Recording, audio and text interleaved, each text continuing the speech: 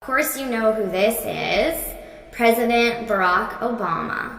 Now, let's find out some information about him. Job, of course, politician.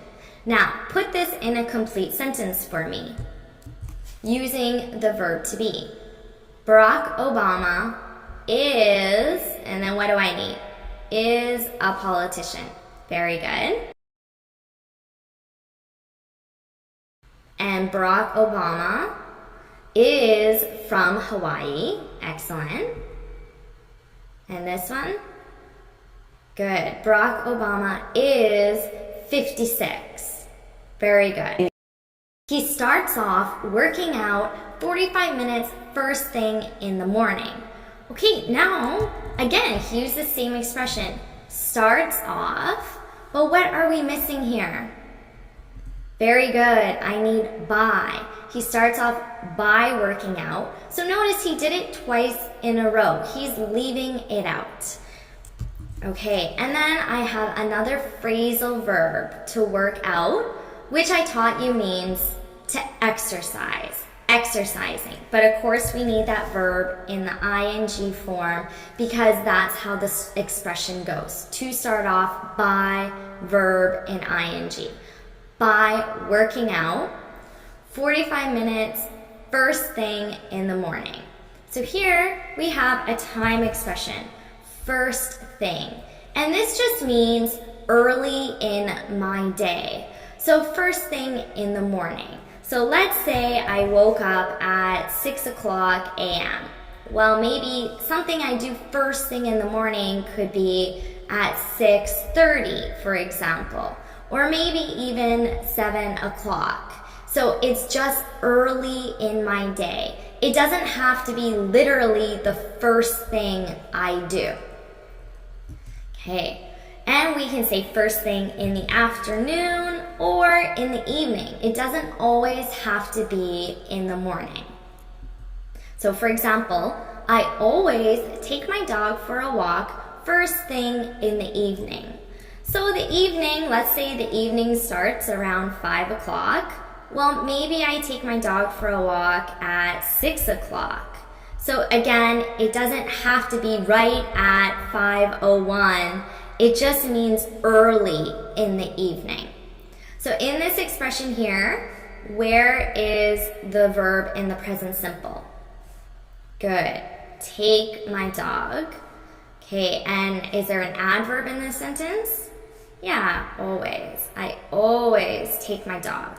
He also avoids coffee and instead drinks water, orange juice, or green tea.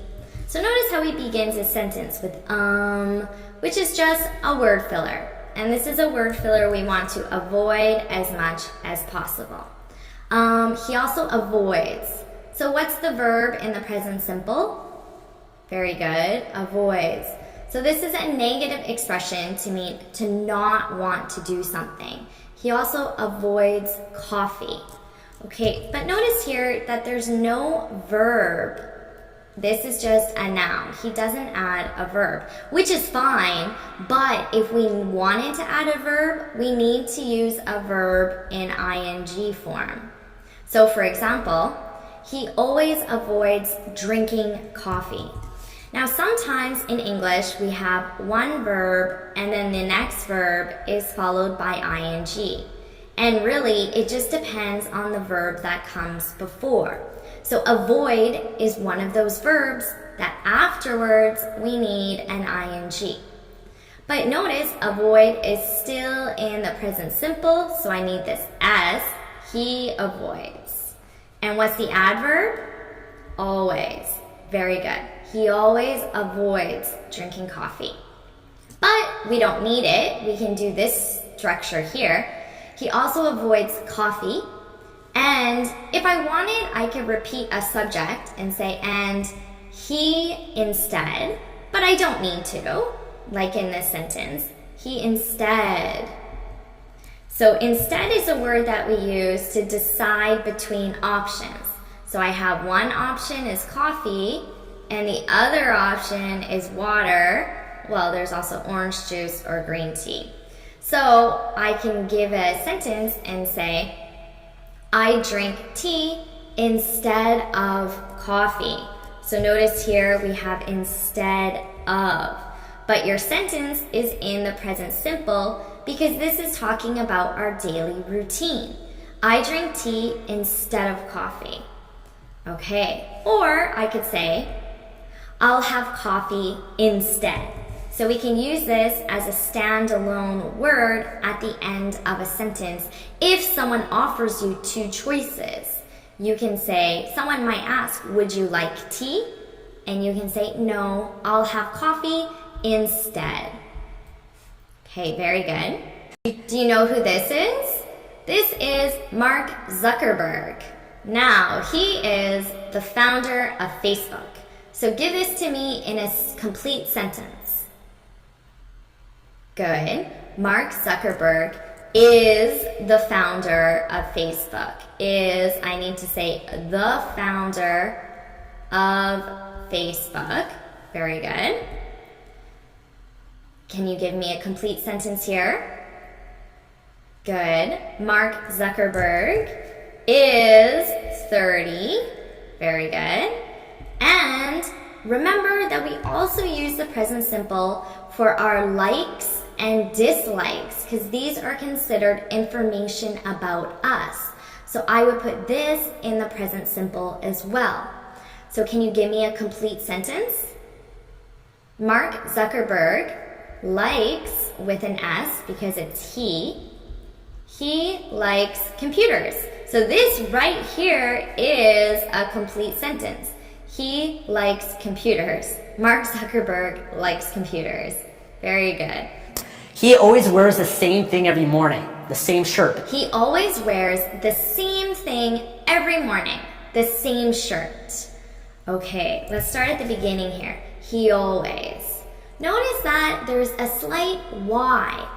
We use this Y sound to connect two vowels. So I have a vowel here and a vowel here. So to make this a smooth sound, I can say he always, he always.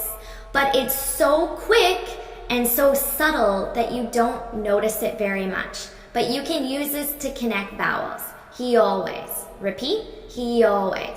He always. And what is the verb in the present simple? Excellent. Wears. Good. He always wears the same thing every morning. The same shirt. Okay. Now notice here we're using always, which means, of course, every day. But do you think Mark Zuckerberg wears the exact same shirt every single day? Probably not. However, English speakers often use always even if it's not 7 days a week. So I can say, I always wear sweaters in the winter. But really, it's more of a usually or often, because always technically is 7 days a week. Now, I don't wear sweaters every single day, but I'll commonly just say always if I mean usually or often. Know who this is? His name is Howard Schultz. Okay, let's find out his job. Okay, can you put this in a complete sentence? Okay, good. So we need, of course, the verb to be. Howard Schultz is. Now I need an article. We say the CEO of. So remember with Mark Zuckerberg, it was the founder of Facebook. Here it's the CEO of Starbucks. Do you know what a CEO is? It's a Chief Executive Officer. It's the highest position within a company. Okay, good. And can you put this in a complete sentence? You can say, he is from New York City. And as a contraction, remember, I'm going to say he's. He's from New York City. Good. And of course, what does he like? Give this to me in a complete sentence. Very good. He likes coffee, and probably he likes Starbucks coffee. Okay, let's find out his daily routine. It says, I get up at 4:30 in the morning. I get up at 4:30 in the morning. Okay, so what do you notice here, first of all? Get up. This is, of course, a phrasal verb with a verb and a preposition. Okay, and notice the sound. Get up. I get up. Get up. Now, why is this happening? Because in American English, when we have a T between two vowels, we turn it into a D. I get up. I get up. Repeat, I get up. Very good. I get up, and now we have an at with a specific time. At 4:30 in the morning.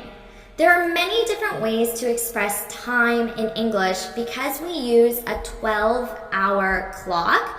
We have AM and PM. 4:30 in the morning, which is also 4:30 AM. Or we can just say 4:30. And same if it was PM, we could say 7 o'clock PM, 7 in the evening, 7 at night, or just 7. So many different ways to express time. I walk my 3 dogs and I work out. Okay, so where's the first verb here? I walk. Walk my 3 dogs. Now we can also say, take my 3 dogs for a walk. These are 2 different sentence structures, but they mean exactly the same thing. So one we're saying I walk, the other is I take. Okay. I walk my 3 dogs and I work out. But here he's not saying and, he's saying and. I walk my 3 dogs and I work out, and I work out. This is a way to reduce this in natural spoken English. And I work out. Good. And notice here, work out. But because of linking, I'm going to transfer this K sound onto this vowel. And it's going to sound like I work out. Count. I work out. Repeat. I work out. Very good.